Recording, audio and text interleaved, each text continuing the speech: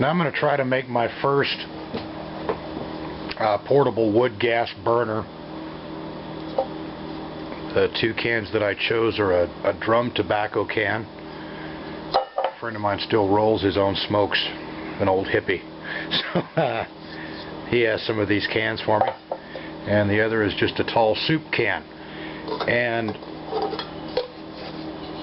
it just almost fits into there, and I think with a little bit of a hammer and some persuasion I'm going to get it to fit.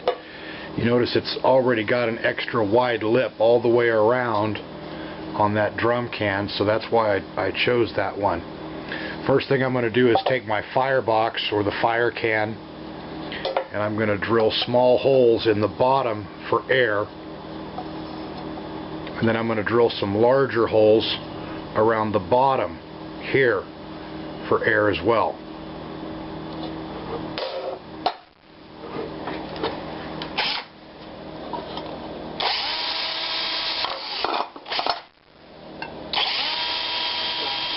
Now you could probably mark and lay those all out, but the fire doesn't care as long as it's got air.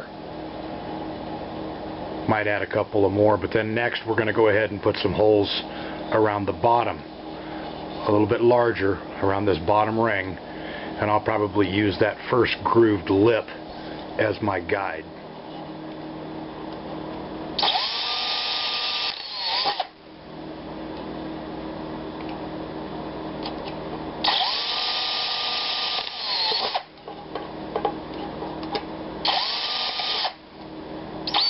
Okay, we can see where we put our pilot holes in the bottom. We're going to go ahead and drill those out larger. And then the top holes where the smoke is going to come out and around and then back in through these top, we'll call them a burner hole, so the smoke can be reburnt. And we want to align those together on our outer can, we'll call that the sleeve, and the inner can, which is our burn can. Now that burn can is not going to sit completely at the bottom.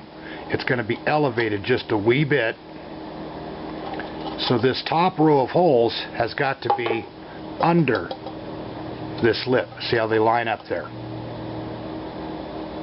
I'll go ahead and get those holes drilled out bigger, and then you'll see a little bit better. So we're going to use, we put our pilot holes in. Now we're going to go ahead and make those holes larger. See the holes a little bit clearer. You see? Now I've made this can taller. The firebox can is taller than the sleeve can, and I'll show you why after this. Or in a little bit.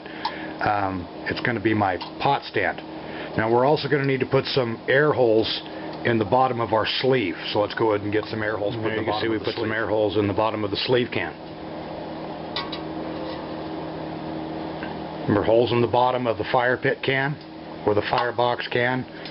Larger air holes, and then your smoke holes at the top. Fits down and in. So now I'm going to have to go out there in the garage, grab myself a hammer, and try to do a little bit of persuading here. Maybe I might be able to get it to start. There it goes. Just like that. Now we're going to need a spacer at the bottom so this doesn't sit all the way down flat. Let's see how it gave me a nice and so there we have it. That's fit. Our wood gas burner. We're going to take it outside here in just a minute. Remember, I'm going to have to shove something in through one of those bottom holes to elevate this burn can just a little bit so it gets air. And I've put the holes in the top so our gases can escape when the pot is actually sitting directly on the top of it. Screws in the bottom of the can, and the head of the screw itself will keep the fire can, the fire pit, the fire box, whatever we're calling it, elevated. My walnut tree gave off a lot of walnuts this year, so we're going to see if we can burn walnut shell. Hell, I don't know why it wouldn't work. Let's give it a try. It's starting to burn. Took a little bit of persuasion. You got to put some real tiny stuff in there to get it to take off. See if we can get that wood smoke to ignite.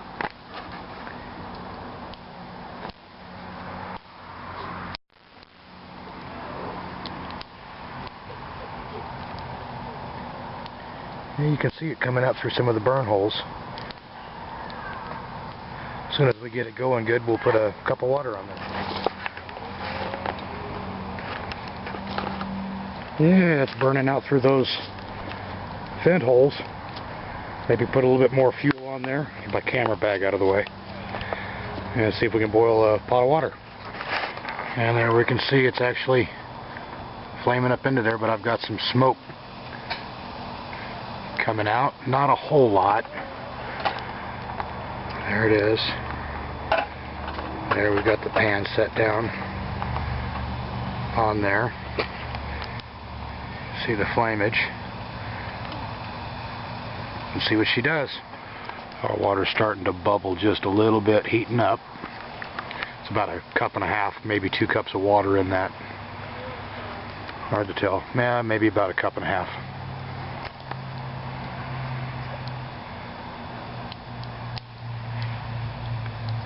I gotta take a peek again on the inside of that and see what it's doing. When I pull the top off, I guess it flames up really good. Now we've got flames shooting out the holes on the bottom there for a little bit.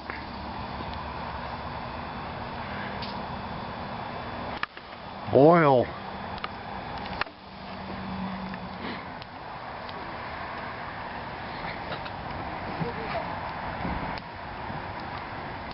I've already decided that it's not getting enough air out of the top, so sure enough, we'll probably have to put it on a pot stand or make those top holes a little bit bigger.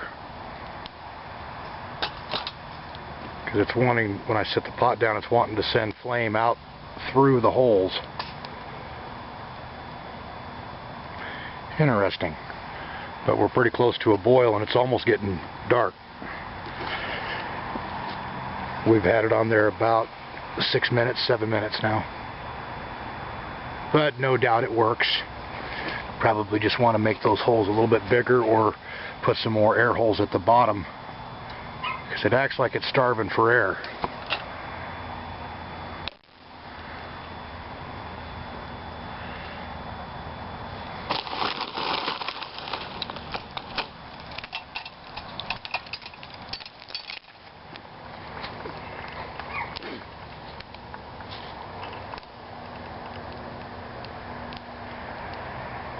Not even noticeable smoke without the pan on the top. Okay, here we have it taken back apart. I don't want to pull it all the way apart for fear of not getting it back down in through that lip on the top of the sleeve can there. What I've done is I've doubled up on the air holes at the bottom of the sleeve can, doubled up on the air holes at the bottom of the burn can, and doubled up on the air holes at the top of the burn can that we used to set our pot on. And now we'll press it back together, and I'm going to end up shooting some screws through the cans to keep it elevated, to keep it held up. Okay, there we're burning again. You can see the size stuff we're using for fuel there. Sorry it's dark outside, so I had to get the flashlight out. We might have solved our problem. Let's let it burn a little bit, then we'll put the water back on and see if it's going to boil it. This time I measured it, and we do have exactly 2 cups of water down in there.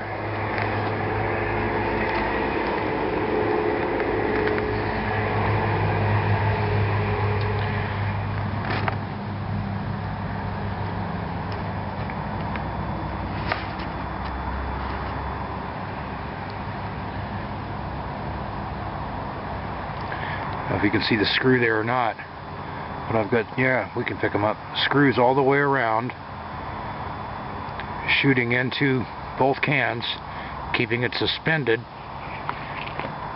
It also seems like when I was feeding the fire to start it, that those screws that are protruding in through to the burn can are actually helping support some of the kindling to get it started. Interesting.